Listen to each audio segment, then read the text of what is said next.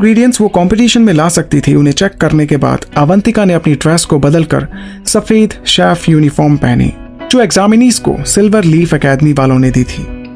उसने अपने लंबे बालों को एक बन में बांध लिया और अपने हाथों से पट्टी हटा दी और उसे अपने बैग में रख दिया। उसके हाथों ने उसके कोट के कॉलर को एडजस्ट किया और उसके गले में चांदी की चैन को महसूस किया। एक मुस्कान उसके होठों पर आ गई। उसकी शादी की अंगूठी अब सेफली इस चैन की मदद से उसके कपड़ों के अंदर छुप गई थी और ये अब उसके दिल के काफी करीब थी। वो एग्जामिनीज के लाउंज से ऑडियंस की चीयर करने वाली आवाज सुन सकती थी। 5 मिनट बाद वो और बाकी एग्जामिनीज पब्लिक का सामना करेंगे। वो अभी भी नहीं समझ पा रही थी कि पब्लिक को फाइनल एग्जाम देखने के लिए अलाउ करना एक अच्छा आइडिया है या नहीं। आखिरकार कोई भी एक बड़ी गलती कर सकता है और सबके सामने उसे इंसल्ट होना पड़ सकता है। बाहर ऑडियंस बहुत ज्यादा थी और बहुत शोर कर रही थी। वो काफी एक्साइटेड थे। जब उसने मेन स्टेडियम के अंदर कदम रखा, उसे ऐसा लग रहा था कि वो सिल्वर लीफ एकेडमी के फाइनल एग्जाम के बजाय एक खाना पकाने के कंपटीशन में थी। अवंतिका जाकर उस काउंटर पर खड़ी हो गई जहां उसे बताया था। जैसा उसने सोचा था वैसे एक छोटे से काउंटर में एक शेफ की जरूरत की सारी चीजें थीं। तेज चाकू के पूरे सेट से लेकर एक पोर्टेबल ओवन तक। एक स्टेनलेस स्टील काउंटर पर 4 स्टोव बर्नर के लिए। उसने सोचा कि उसे इंग्रेडिएंट्स और बर्तन बाद में दिए जाएंगे और ये इस पर डिपेंड करेगा कि वो क्या पकाने वाले हैं। एक लेडी एग्जामिनीज के काउंटर के छोटे किचन से दूर पोडियम मीटर पर खड़ी थी। उसने सफेद सॉटन ब्लाउज और एक टाइट लाल पेंसिल स्कर्ट और हल्के हाई हील्स की एक पेयर पहनी हुई थी। उसके हल्के मेकअप और ढीले ढाले बालों ने उसे और ज्यादा निखार दिया था। उसकी चमकदार मुस्कान ने ऑडियंस को उसके नाम के लिए खुश कर दिया था। Shilpa Narayan silver leaf academy के एल्यूमनस और देश की जानी मानी हस्ती के नाम से फेमस थी। शिल्पा शिल्पा शिल्पा, चारों तरफ क्राउड शिल्पा का नाम जप रहा था। हे, सिल्वर लीफ एकेडमी के एनुअल एग्जाम में आपका स्वागत है। आज हम देखेंगे कि कितने एग्जामिनीज इसमें पास होंगे और हमारे परिवार में शामिल होंगे।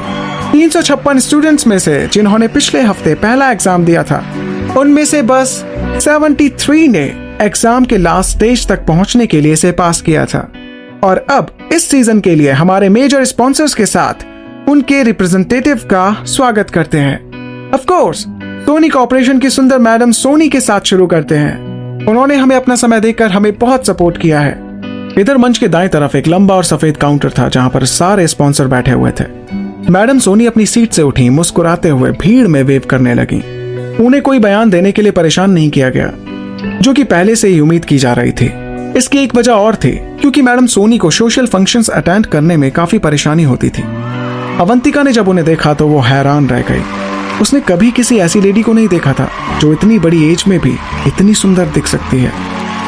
डैम, मैडम सोनी को देखकर नहीं लग रहा था कि वो 50 साल की हैं। क्या उसने जवानी का फव्वारा पाया है जो दिन ब दिन और फूटता जा रहा है। और अब मैं स्टेज पर वेलकम करती हूँ सिंघानिया परिवार का। सिंघानिया परिवार का नाम सुनते ही अवंतिका फ्रीज हो गई और डर से कांपने लगी। उसकी नजरें उस पर टिक गई। सिंघानिया परिवार की यंग मिस और सन कॉर्पोरेशन की चीफ ऑपरेटिंग ऑफिसर चेतना सिंघानिया। अवंतिका ने अपनी चिन ऊपर कर दी। उसकी भूरी आंखें चेतना सिंघानिया से मिल गईं। वो दोनों एक दूसरे को घूर रहे थे। चेतना सिंघानिया के चेहरे पर मुस्कुराहट ने अवंतिका के होठों को थोड़ा सा शांत कर दिया। उसने अपनी कजन को बहुत लंबे समय से नहीं देखा था और अभी तक चेतना सिंघानिया का एक रानी की तरह का दबंग ऑरा कम नहीं हुआ था। सेजल सिंघानिया के तेज तेवर के ऑपोजिट चेतना सिंघानिया निपटने के लिए ज्यादा मिलनसार और सहनीय थी। चेतना सिंघानिया ने माइक्रोफोन लिया और ऑडियंस को ग्रीट किया। मुझे इनवाइट करने के लिए thank you. Silver leaf academy में इस ट्रेडिशन में शामिल होना ये मेरा पहला मौका है और मुझे उम्मीद है इस साल के एग्जामिनीज हमें निराश नहीं करेंगे। उसने फिर अपनी आंखों को अवंतिका की तरफ घुमाया। मैं आप सबको शुभकामनाएं देती हूँ।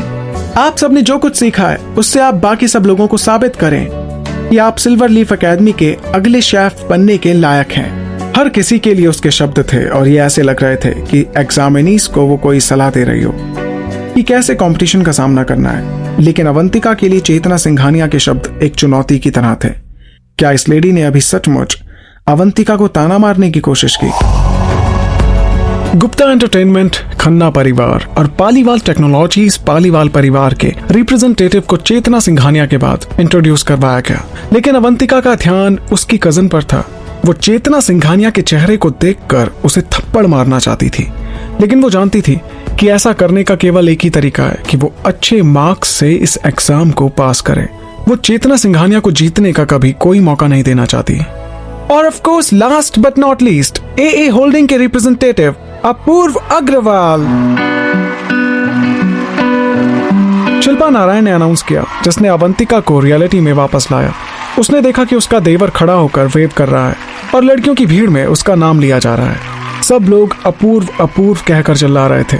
अवंतिका सोच रही थी कि अगर वो अग्रवाल ग्रुप ऑफ कंपनीज का वाइस प्रेसिडेंट नहीं होता तो वो टीनेजर्स की रैंकिंग के लिए काफी पॉपुलर होता। मिस्टर अपूर्व, यहाँ प्लीज मुझे देखिए, हम आपसे बहुत प्यार करते हैं mister Apurva. Good morning mister Apurva. Oh thank you, आपने मेरी गुड मॉर्निंग को अपनी सुंदरता के साथ एक महान सुबह बना दिया है। अपूर्व ने वापस अपने फैंस की भीड़ की तरफ देखा और उनके कमेंट्स का जवाब दिया। और अवंतिका इधर पसीने से तर हो रही थी। वो सोच रही थी कि कुछ लड़कियां उसके चार्म से मर ही जाएंगी। बाप रे, क्या अपूर्व भी उसके पति की तरह बेशर्मी से इन्फेक्टेड था, या ये सब अग्रवाल परिवार के मेंबर्स के लिए पूरी तरीके से नॉर्मल था?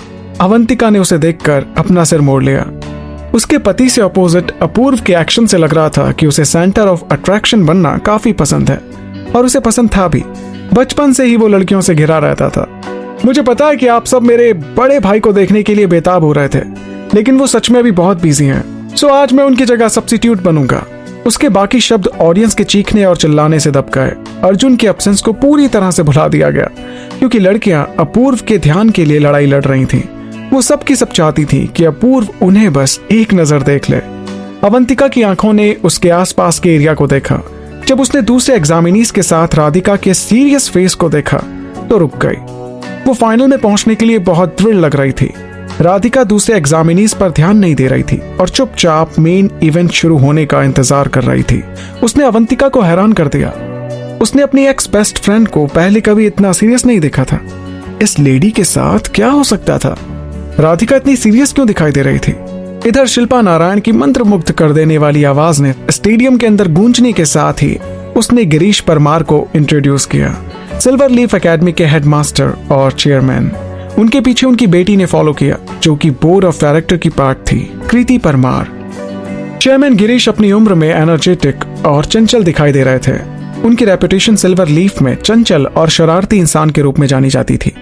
हालांकि वो कभी कभी जब जरूरत होती है तो खुद को प्रोफेशनली प्रेजेंट करते थे। उन्होंने स्टूडेंट्स के साथ बातचीत का आनंद लिया, और जब ये प्रेजेंट करते थे तो उन्हें चैलेंजेस से प्यार था। अपनी जवानी के दिनों में वो देश भर में एक पॉपुलर ट्रेडिशनल शेफ थे, और उनकी डिशेस रेयर और महंगी होती थी, और लोग उन्हें सर्व करने के लिए लड़ाई करते थे। अवंतिका ने सोचा कि बूढ़ा आदमी एक इंटरेस्टिंग कैरेक्टर हो सकता है। जब उसने उसे पहली बार देखा, उसने सोचा था कि उसके बाल बहुत अजीब से थे। ये ग्रे और सफेद के मिक्सचर के साथ बहुत लंबे और बिगड़े हुए थे। उसने कहा कि वो शायद 70 साल के होने चाहिए। उनका चेहरा खराब और झुर्रियों से भरा हुआ था। उनकी मुस्कान ने उनका चेहरा ही बदल दिया था। उनकी आंखों से चमक साफ दिखाई दे रही थी। उनके दांत मोती की तरह चमक रहे थे। उनकी जवानी की परछाई इस तरह बनी हुई थी जैसे वो कि किसी के बुढ़ापे को उनसे बेहतर नहीं होने देंगे। उनके पास ही कृति परमार बैठी हुई थी। उसकी पर्सनैलिटी उसके पापा से बिल्कुल अपोजिट थी। वो बहुत सॉफ्ट बोल रही थी और सभी पार्टिसिपेट्स को ऑब्जर्व कर रही थी। लेकिन अवंतिका ने उसे देखा कि उसने फैशनेबल कपड़े पहन रखे थे, जिससे कि उसका सोशल स्टेटस पता चल रहा था। 43 साल की उम्र में ये माना जाता है कि वो अपने पापा के बाद एकेडमी की अगली हेड मिस्ट्रेस बनेगी। चेयरमैन गिरीश अपनी बेटी की तरफ थोड़ा झुके और फुसफुसाए, क्या तुमने लिस्ट देखी है? वो एग्जामिनीज की लिस्ट से रिलेटेड था और वो उम्मीद कर रहे थे कि कृति परमार ने इसे पढ़ लिया है। कृति परमार ने अपना सिर हिलाया। उसकी आंखें एग्जामिनीज के चेहरे के आसपास चेक करने में बिजी रहीं, जब तक कि वे अवंतिका पर रुक नहीं गई। हाँ डैड।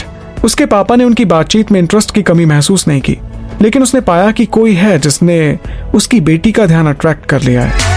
क्यों होता कैसे होता है जानू ना, इश्क विश्क प्यार प्यार लफ्जों में कहा